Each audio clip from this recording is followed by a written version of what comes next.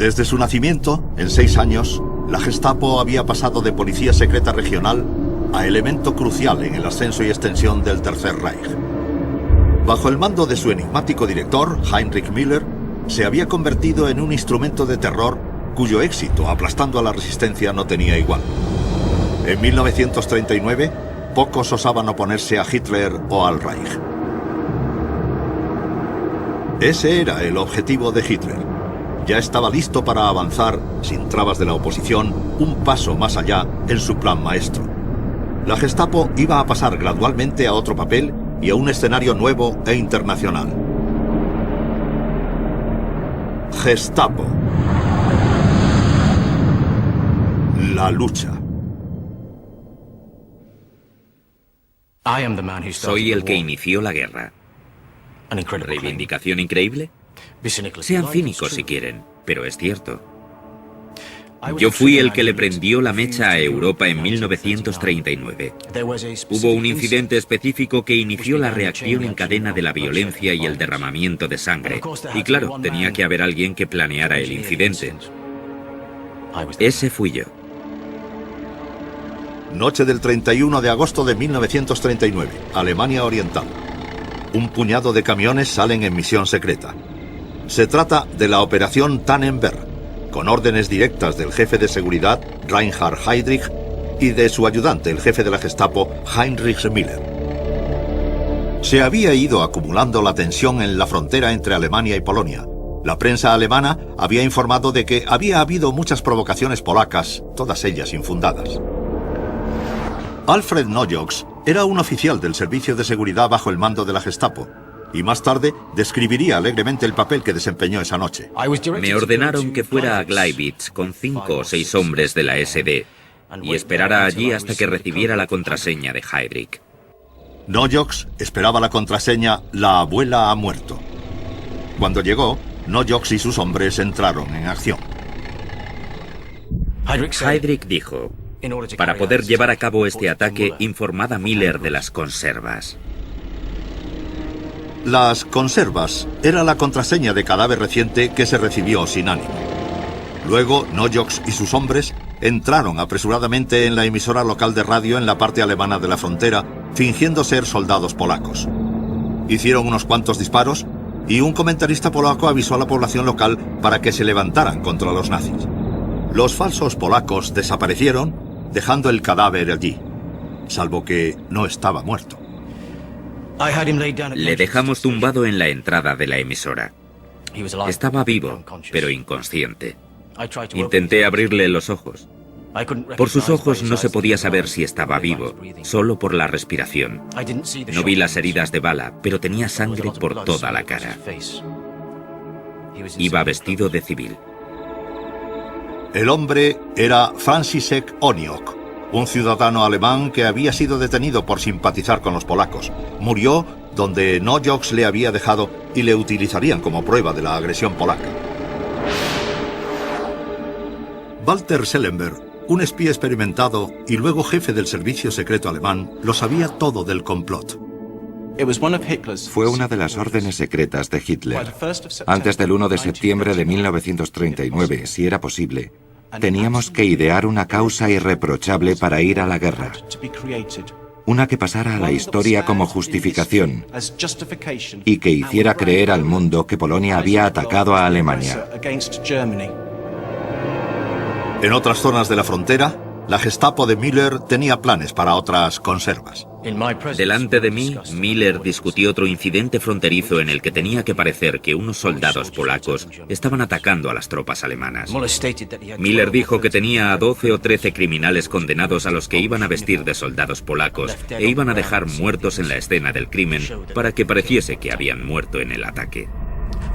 Por esa razón, un médico pagado por Heydrich iba a administrarles inyecciones letales. Luego les iban a disparar también. Tras el asalto iban a llevar a miembros de la prensa y a otras personas al lugar del incidente. Además, había preparado un informe de policía. Los planes de la Gestapo habían funcionado. En unas horas, Hitler denunciaba un total de 21 supuestas incursiones fronterizas por parte de los polacos. Am Tage der Danziger Freiheitskundgebung hatte der Führer die Männer des Deutschen Reichstags einberufen. Vor aller Welt verkündete er: Polen hat heute Nacht zum ersten Mal auf unserem eigenen Territorium auch nicht bereits regulären Soldaten geschossen. Seit 5:45 Uhr wird jetzt zurückgeschossen. El noticiario recogió el grito de guerra de Hitler. 1. September. Überfälle auf Reichsgebiet. Stadt Beuthen wird von polnischer Artillerie beschossen. 2 Bewohner getötet, 35 verwundet. Das ist der Krieg. Y de hecho fue el comienzo de la guerra. Y no solo con Polonia. Horas antes, Gran Bretaña había reafirmado su amistad con Polonia. Ella también entraría en el conflicto. Eso era exactamente lo que quería Hitler. Militarmente estaba bien preparado y la Gestapo llevaba meses entrenándose para ese momento. Hitler no solo estaba llevando a su ejército a la guerra, estaba llevando a su fuerza policial también. Unos trenes especiales transportaban a la policía de la frontera este, un total de 131.000 hombres. Estaban organizados y dirigidos por la Gestapo, ya que ese sería su último papel, acabar con la oposición en los territorios ocupados. En los planes de Hitler, los tanques y los soldados eran solo el comienzo. Su trabajo era empezar cuanto antes. La policía esperaba con el ejército en la frontera. Entre ellos estaba Heinrich Bahr. Todos los días a eso de las 4 de la mañana salíamos de la unidad de la Gestapo para estar en la frontera a tiempo para el comienzo de la guerra. Las máquinas de guerra ya estaban rodando. Del ejército polaco no se veía ni rastro. Mientras las fuerzas alemanas llegaban sin parar a la frontera, la Gestapo organizaba escuadrones de policía especiales y la seguridad de las SS para completar la primera tarea: liquidar a todo el gobierno polaco.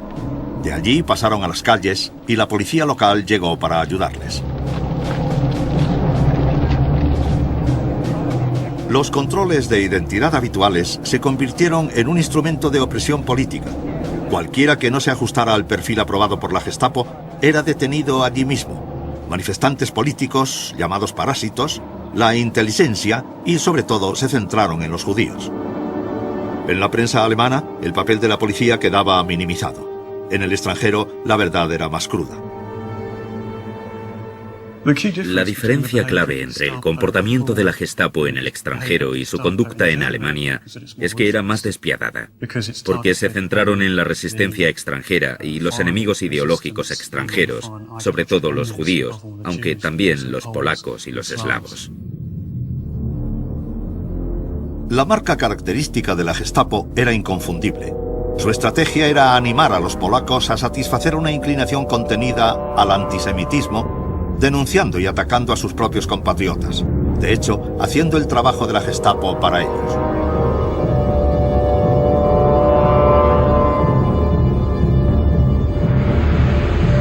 Los detenidos eran deportados a los nuevos campos de concentración en el este, diseñados a partir del original de Himmler en las afueras de Múnich, Dachau. El poder combinado de la Wehrmacht y la Gestapo eran sobrecogedores. En unas semanas Varsovia había caído.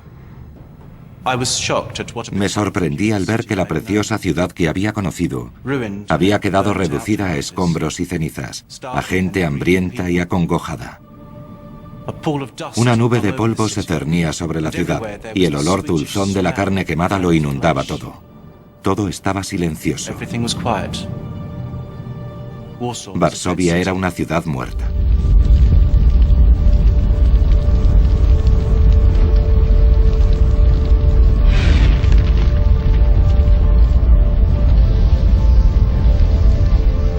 La Gestapo había demostrado su efectividad.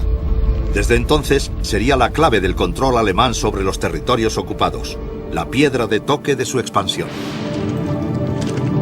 Pero la Gestapo, para todo el éxito que tenía, seguía siendo bastante pequeña y su inteligencia, aunque extensa, bastante obsoleta. Cuando la Gestapo fallaba, lo hacía de forma espectacular, como demostraría un único atentado contra Hitler.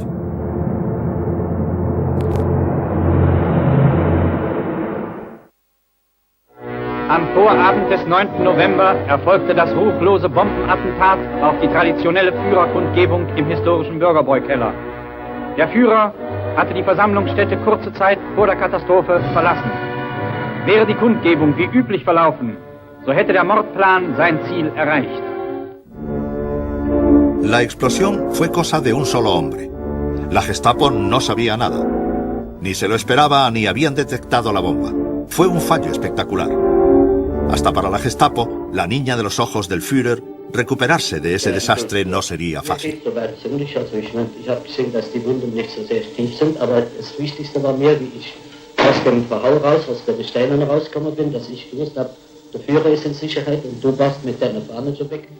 La Gestapo no supo reaccionar, pero sin saberlo habían tenido suerte.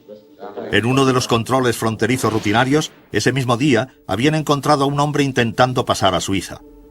Para su sorpresa y alivio, tenían al asesino, Georg Elser, ya en custodia. Heinrich Müller llevó él mismo a cabo el interrogatorio. Estaba decidido a redimir la fama de la Gestapo y a vengarse de Elser. Müller tenía los labios apretados y una expresión malévola en sus pequeños ojos. Luego dijo muy suavemente, con mucho énfasis: nunca he tenido a un hombre delante que no cediera al final. Si le hubieran dado a Elser algo de la medicina que le di yo antes, nunca habría intentado esto. Ese era Müller, el pequeño detective de la policía de Múnich, que ahora tenía prácticamente poder ilimitado. Müller sometió a Elser a un interrogatorio intensivo, el eufemismo de la Gestapo para definir la tortura. Además, detuvieron a toda su familia y la tuvieron cautiva durante semanas. Detención de allegados lo llamaban. Fue el mayor logro de la Gestapo. Nadie sabía a dónde iban esos desgraciados. No les permitían enviar a sus amigos ningún signo de que todavía seguían vivos. Ni ellos mismos tenían idea de dónde les tenían presos. Difundieron el rumor aposta de que todos los allegados de los traidores eran ejecutados. Sabían muy bien el pánico colectivo que eso podía crear entre los que tenían ideas contrarias al régimen. Al final, sin embargo, la Gestapo aceptó que Elser había actuado en solitario. No fue ejecutado, por si podía ser útil en el futuro. En cambio, le enviaron al campo de concentración de Sachsenhausen y luego le transfirieron a Dachau. La rápida resolución del atentado de la bodega de cerveza ayudó en cierto modo a restaurar la fama de la Gestapo, aunque lo que sí dejó claro era que Müller, Heydrich y Himmler se habían hecho indispensables. Juntos tenían la red de seguridad alemana agarrada con puño de acero y sin sus habilidades los planes de Hitler habrían estado en peligro. Porque mientras el Reich se expandía por Europa, también lo hacía la Gestapo, desempeñando un papel primordial no solo en la supresión de la oposición, sino en la implementación del sueño de Hitler, la eliminación de los judíos. El plan transcurría sin problemas por toda Alemania. El Intersturmführer de las SS, Kurt Liska, que había tenido mucho éxito ocupándose de los temas judíos en la Gestapo de Berlín, había continuado sus tareas en Colonia. Enseguida había llenado las celdas de sospechosos de la oposición y empezó a trabajar en un plan para deportar a todos los judíos de la ciudad, unas 12.000 personas. Pero antes de que pudiera terminar su trabajo, le asignaron un nuevo puesto. Después de demostrar su eficacia, le preseleccionaron para un puesto de administrador de combate. Ellos eran los jefes de la Gestapo en los países ocupados. Su trabajo era llevar métodos de la Gestapo probados y demostrados para suprimir la resistencia en el extranjero. A Liska le dieron París. Se instaló enseguida en las espléndidas oficinas de la Rue des Sosailles, un nombre infame en la historia parisina. Igual que hizo en Colonia, convirtió la Gestapo en una organización del miedo. Allí había menos soplones dispuestos que en casa, así que Liska se enfrentaba a todo un reto. En Francia había una resistencia creciente y bien organizada. Sus ataques eran cuidadosamente escogidos y sus éxitos, junto con su propaganda, mantenían vivo el orgullo francés y a la Gestapo muy ocupada. A pesar de los intentos de Liska por mantener la moral alta, París no era un destino fácil. Algunos de los problemas de Liska llegaban de los compatriotas alemanes que se oponían al gobierno y se habían ido al extranjero para intentar hacer algo al respecto. Entre ellos, Peter Gingol. Era algo importante y simbólico. Por nuestra actividad, los franceses se dieron cuenta de que no todos los alemanes eran nazis, ni fascistas, que había otro tipo de alemanes también. Gingol cambió su aspecto y asumió una nueva identidad. Con el nombre de Pierre Gambert, él y su mujer se unieron a la lucha contra los nazis cerca de Dijon. Su tarea era distribuir panfletos dirigidos al ejército alemán, una actividad de alto riesgo que no duró mucho. Un francés me detuvo e inmediatamente me entregaron a la Gestapo. Gingol sabía que la Gestapo le torturaría para averiguarlo todo sobre su organización, pero estaba preparado. Llegué aquí con 4 hombres de la Gestapo. Quería que me pusieran enfrente de esta puerta. Era una trampa que más o menos había preparado antes, al entrar en la casa y escapar por el otro lado. ¿Ves? Vivíamos enfrente y siempre iba a la panadería por ahí, atravesando esa casa. Tiene un pasadizo y al otro lado está la panadería. Por eso conocía la casa que hizo que mi huida fuera posible.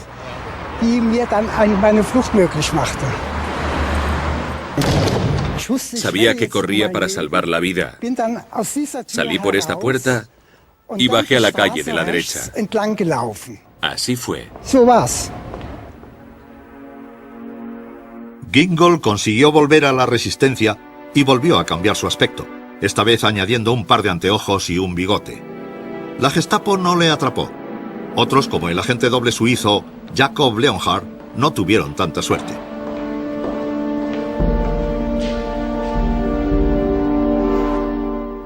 Me desperté sobresaltado por un dolor punzante. Cuando abrí los ojos e intenté sentarme, alguien me golpeó fuerte en la cara. Había un hombre corpulento de las SS al lado de la cama y otro detrás de él con una metralleta. «Levántate, cerdo», me gritó, y me golpeó otra vez en el pecho con la porra, dejándome sin aliento. Me sacaron a la fuerza de la cama y me ordenaron que me vistiera, golpeándome todo el rato. Se llevaron mi pasaporte y mis pertenencias y registraron todo en busca de armas. Por un instante, pareció que el hombre de las metralletas me iba a disparar allí mismo, pero el otro le detuvo. «No lo hagas. Tenemos que llevarle al cuartel». Me sangraban la boca y la nariz, tenía la cara llena de sangre y se estaba empezando a hinchar. Apenas podía moverme. Me arrastraron hasta el coche, me llevaron por la ciudad a toda velocidad y se detuvieron en un edificio que tenía una placa en la puerta. Policía secreta del Estado, la Gestapo. Pusieron a Leonhardt en custodia protegida, el eufemismo de la Gestapo para definir el arresto político. Se quejó al oficial interrogador de que era inocente. Herr Leonhardt dijo: «Sabe que tenemos métodos que le harán darnos una confesión». Pero yo insistí que no tenía nada que confesar. Me vendaron los ojos, me empujaron la cabeza para estamparme la cara contra la pared. Se me rompieron las gafas y sentí un dolor agudo en los ojos. Me tambaleé hacia atrás, pero no me dejaron hasta que me desmayé, incapaz de moverme, con las cejas rotas, los pómulos destrozados y la nariz rota. Helen Motkiewicz era una joven luchadora de la resistencia judía infiltrada en la Gestapo de Bruselas. La palabra sótano tenía connotaciones terribles en la Gestapo. Era una cámara de tortura digna de la Inquisición. Oí unos gritos tan estremecedores que perdí la cabeza e impulsivamente corrí hacia la fuente. La puerta de la habitación estaba abierta y dentro había 2 torturadores desnudos de cintura para arriba, azotando a un hombre encadenado a lo que parecía una mesa de carnicero. Le habían golpeado el cuerpo hasta dejarlo en carne viva, una masa de jirones de carne cortados y heridas abiertas. Cuando los hombres me vieron, se detuvieron sorprendidos. Uno de los hombres me preguntó qué demonios estaba haciendo allí. Le solté que los gritos del hombre se podían oír arriba y le pregunté tontamente qué sentido tenía pegarle hasta matarle si no hablaba. En París, Kurt Liska había recibido un nuevo encargo. Debía comenzar las deportaciones de todos los judíos de Francia. y ahí es donde creyó que de verdad podría demostrar su valía. Cuando al final París fue liberada en 1944, la Gestapo no tuvo tiempo de destruir los informes. Las montañas de documentos que dejaron tras de sí son el testimonio de la diligencia de Liska.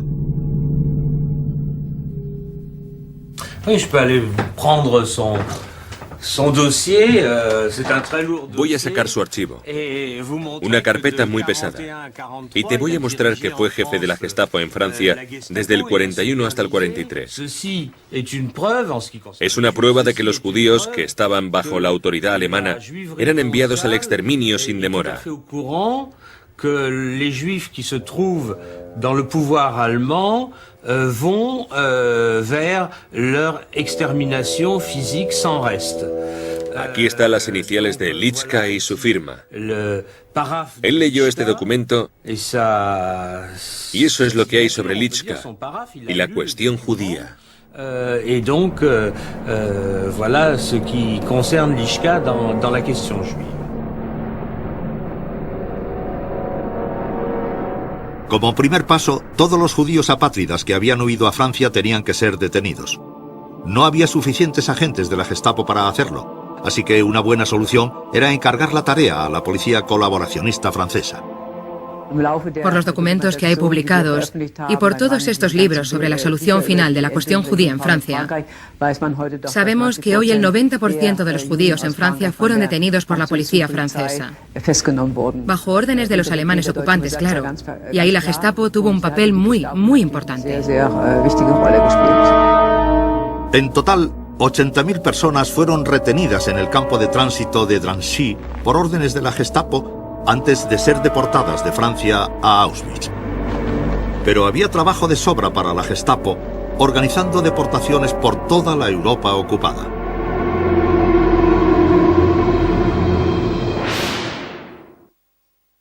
...1941...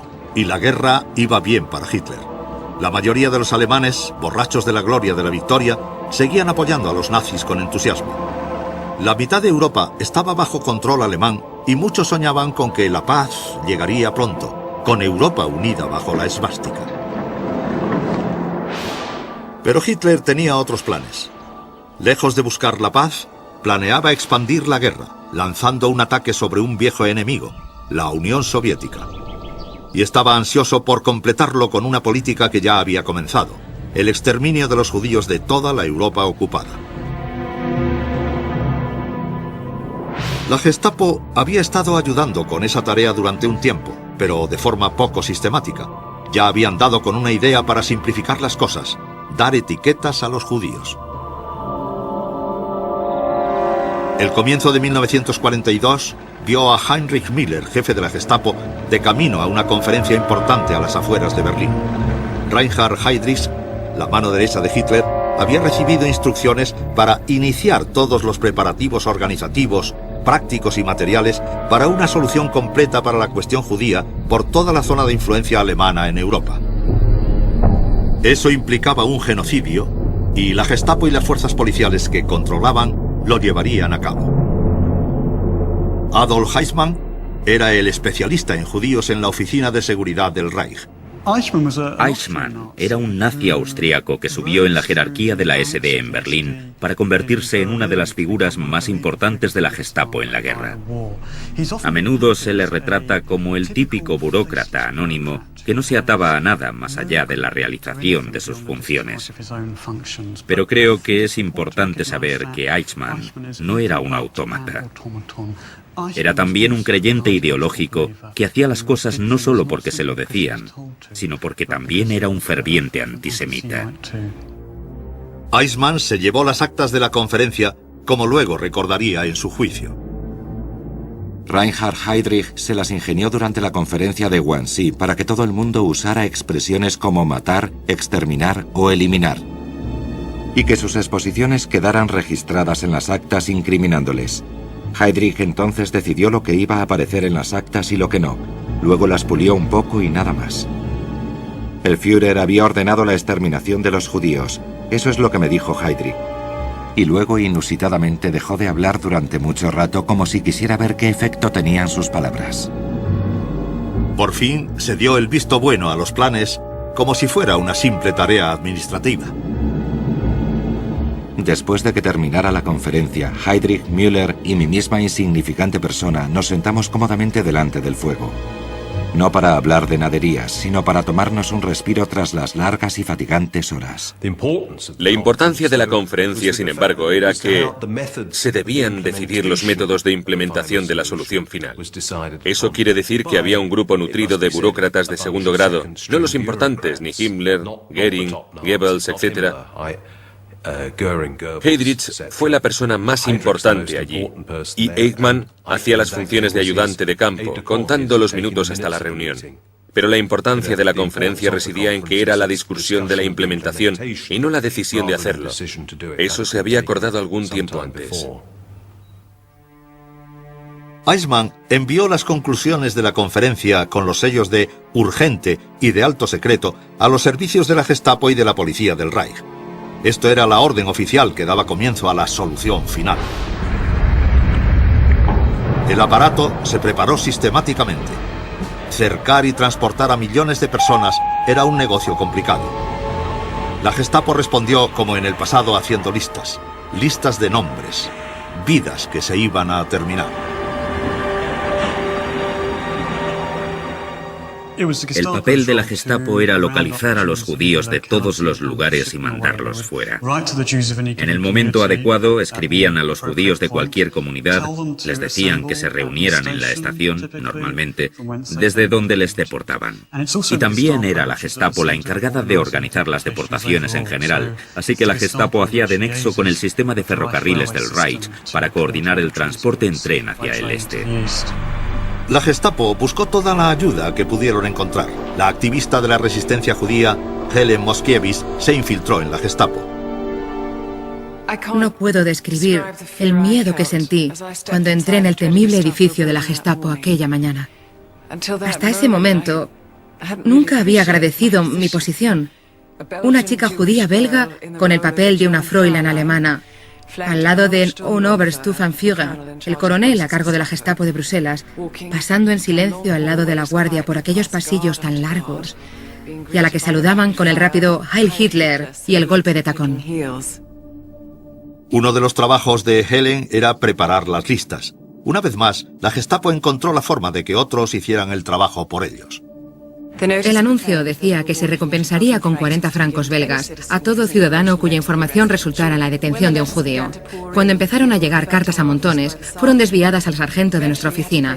Con el tiempo tuvimos que poner parte del correo en la mesa del Obersturmbannführer, donde se acumulaba hasta que alguien de más rango decidía qué hacer.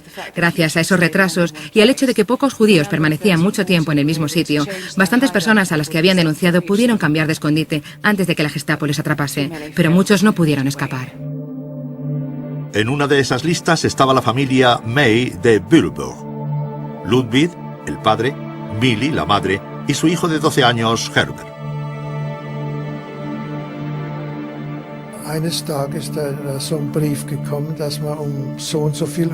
Un día llegó una carta que decía que teníamos que estar a tal hora en el salón de conciertos. Se nos permitía llevar una maleta y un poco de comida. Mis padres obedecieron. No dijeron, no vamos a hacerlo. Eso no se hacía. Hacías lo que te decían. Así que todos los judíos de Petersberg fueron al salón esa mañana sin preguntar por qué o para qué.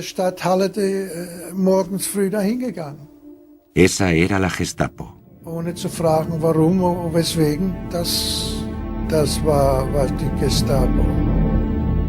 En todo el Reich, la Gestapo supervisaba la retirada de judíos. Amigos y vecinos miraban, pero no veían nada.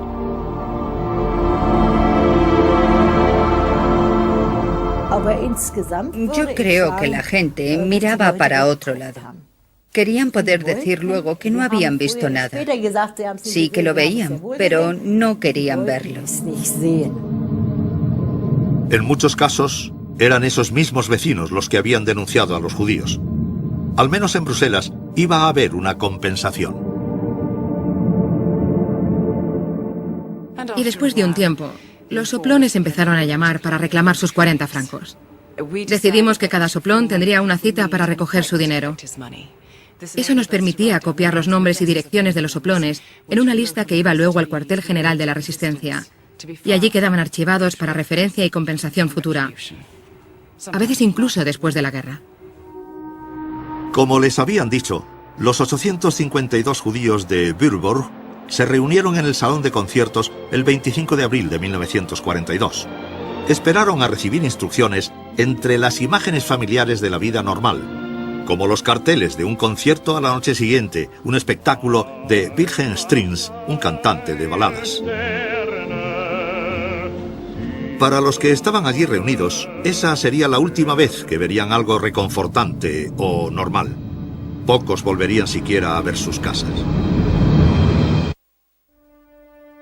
1942, y la Gestapo estaba organizando deportaciones por todo el Reich y los territorios ocupados. En Würzburg habían llamado a 852 judíos a que acudieran al salón de conciertos. Unos oficiales de la Gestapo local hicieron un disco para su propio entretenimiento. Está archivado con fotos donde se burlan de sus víctimas.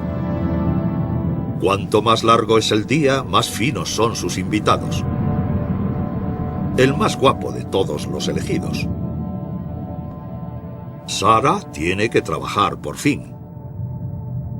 Entre la multitud, la familia May. Estuvimos allí 1 o 2 noches. Una mañana nos dijeron que saliéramos y nos llevaron hasta la estación de tren.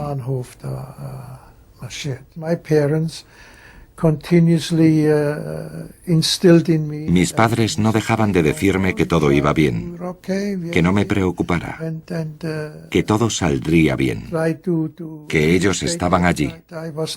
Yo no estaba asustado porque ellos me cuidaron. Estaban allí y todo iría bien. No pensaba que nos fuera a pasar nada malo. El plan era más meticuloso que nunca. Dividieron el salón de conciertos en secciones, hombres y mujeres. Separaron a las familias que nunca volvieron a unirse. Los oficiales de la Gestapo supervisaron toda la operación, algunos de ellos vestidos de paisano. Oswald Gundelach, el ayudante criminal senior de la Gestapo de Würzburg, también participó en la deportación. En 1922 se había incorporado a la Policía Provincial Bávara y luego en 1933 a la Gestapo. Luego diría que le transfirieron contra su voluntad y que las tareas que llevaba a cabo eran muy normales, deberes policiales aceptables. A Gundelach le ordenaron acompañar a los 852 judíos a la estación de tren. Al final se enviaron 6 oleadas de deportados desde esa estación. 2.063 judíos en total. La operación fue perfectamente. La mayoría de los pasajeros creía que les iban a reasentar.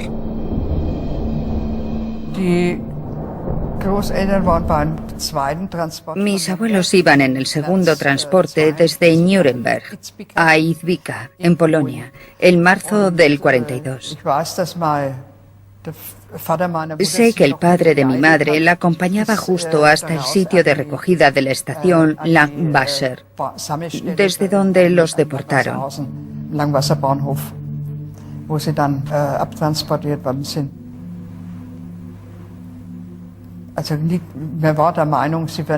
Debo decir, bueno, pensamos que los pondrían juntos en algún gueto y quizá habría la posibilidad de volver juntos más tarde.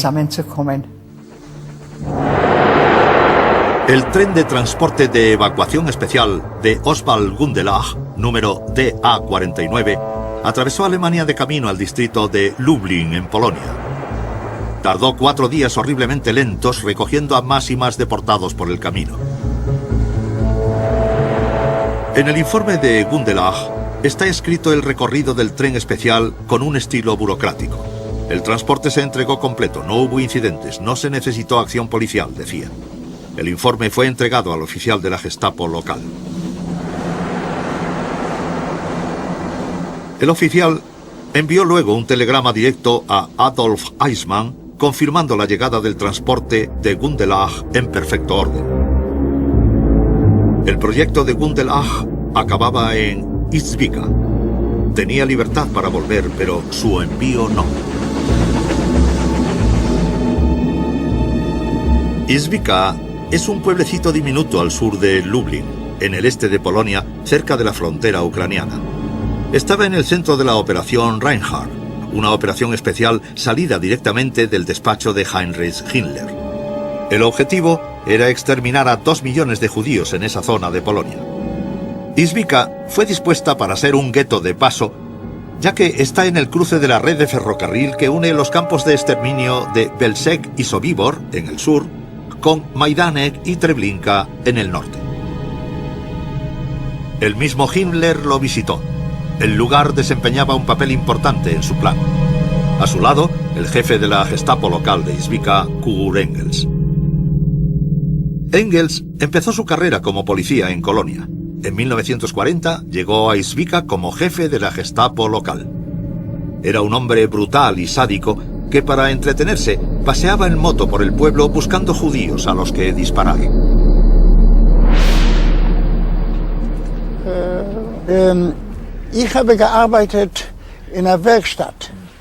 Yo trabajaba en un taller.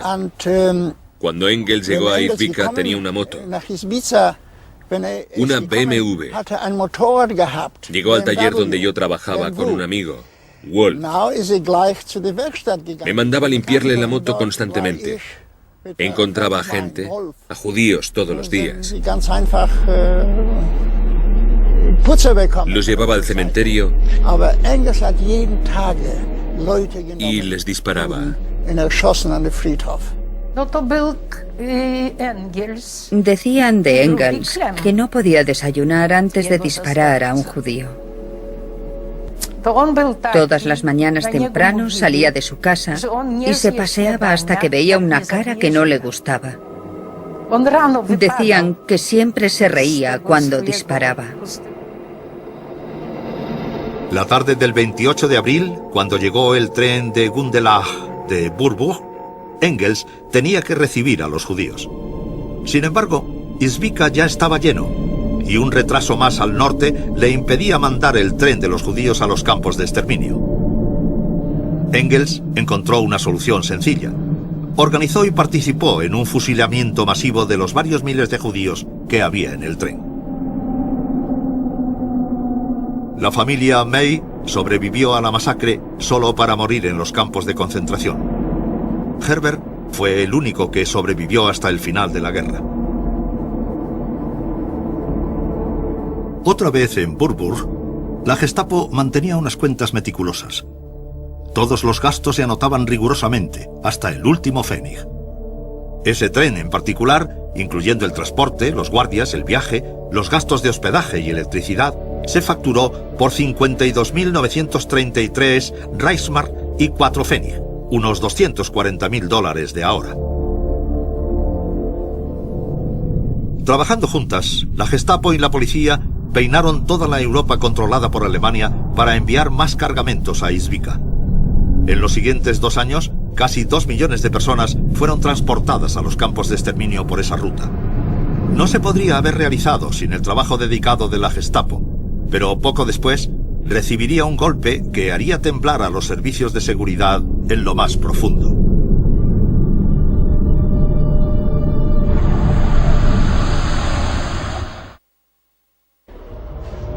Mayo de 1942. Reinhard Heydrich, jefe de la Oficina de Seguridad del Reich, fue recompensado por su lealtad despiadada hacia Hitler y le enviaron a Praga como protector del Reich, o dicho de otra forma, jefe absoluto. La gloria se ajustaba a su vanidad y tenía una solución sencilla para la obstinada resistencia checa que encontró en su nuevo puesto. Simplemente soltó la correa de la Gestapo. Detuvieron a cientos de personas y cuando a Heydrich se le antojaba, se llevaban a cabo ejecuciones sumarias en las calles como una carnicería pública. La Gestapo se volvió demasiado confiada, pero la ofensiva tuvo el efecto contrario. La resistencia se endureció. Heydrich iba a su despacho en el castillo de Praga en un descapotable con su banderín personal. Los activistas de la resistencia checa tiraron una bomba dentro del coche, pero Heydrich no murió al instante. Un transeúnte llamó a una ambulancia, aunque Heydrich murió en el hospital.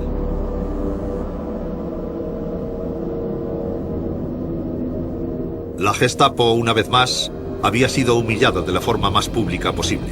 La muerte de Heydrich repercutió en todo el Reich. Tausende und Abertausende, vor allem Angehörige der schaffenden Bevölkerung, defilieren im Ehrenhof der Prager Burg an dem Sarg Reinhard Heydrichs vorüber. Los líderes nazis sintieron mucho esta pérdida. Hitler estaba furioso porque él se había metido en esa situación, una posición desprotegida en la que podían asesinarle. Pero yo diría que entre los jefes nazis hubo también un gran suspiro de alivio porque todo el mundo le temía, hasta los jefes nazis mismos. Todos pensaban que era tan despiadado que nadie estaba a salvo de él. El jefe de la Gestapo, Müller, otra vez, tuvo que hacerse cargo personalmente. El fallo de la inteligencia se atendió sin demora. La investigación se llevó a cabo con todos los recursos de la investigación moderna. La directiva oficial dijo que los asesinos eran miembros del movimiento de resistencia checo. Muchos sospechosos fueron detenidos y se hicieron redadas en todos los escondites conocidos. Los informes parecían el guión de una película de acción. Por falta de pruebas específicas, la Gestapo eligió una técnica de saturación. 13.000 checos fueron detenidos en los siguientes días y 600 fueron ejecutados. En el pueblo de Lidice, fusilaron a todos los hombres en una masacre que duró 10 horas. Las mujeres y los niños fueron deportados a los campos de exterminio.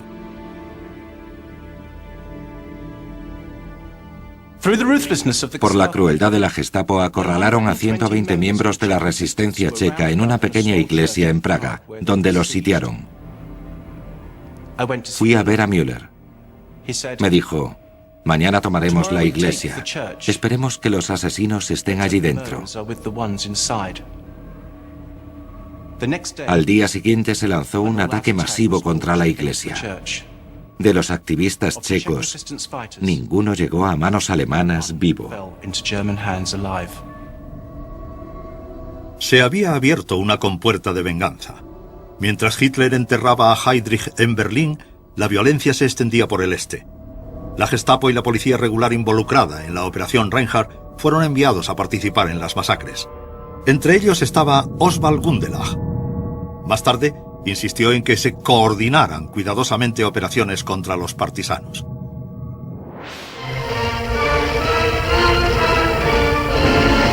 Die Rädelsführer der Bande werden ihrer gerechten Strafe zugeführt. Befehlsausgabe. Es geht um die Bekämpfung von Banditen. Der Sicherheitsdienst hat die Schlupfwinkel erkundet. Nun gehen Einheiten der Polizei zum konzentrischen Angriff vor. Verhör eines Bauern. Er gibt Auskunft über den Weg zu dem gesuchten Bandennest. In breiter Front wird das Gelände durchgekämmt. Lublin, en Polonia. En noviembre de 1943 se lanzó la Operación Festival de la Cosecha. Hasta las masacres checas, la Gestapo no había realizado asesinatos sistemáticos, simplemente habían entregado a sus víctimas a otros y ellos se habían lavado las manos. Pero ahora, en la Operación Festival de la Cosecha, se afianzaron en su nuevo papel. La Gestapo asesinó a 43.000 judíos en Lublin. Las unidades de la Gestapo se habían convertido en escuadrones de la muerte. Los agentes de policía describían sus nuevos deberes en cartas y diarios. Si las víctimas no querían hacer lo que se les decía, les pegábamos. Muchos de ellos llegaban en silencio a los lugares de ejecución. No tenían elección. Siempre era muy raro cuando las víctimas caían en las zanjas. No se caían de la misma forma, sino que a veces se mecían y otras veces caían en un orden irregular.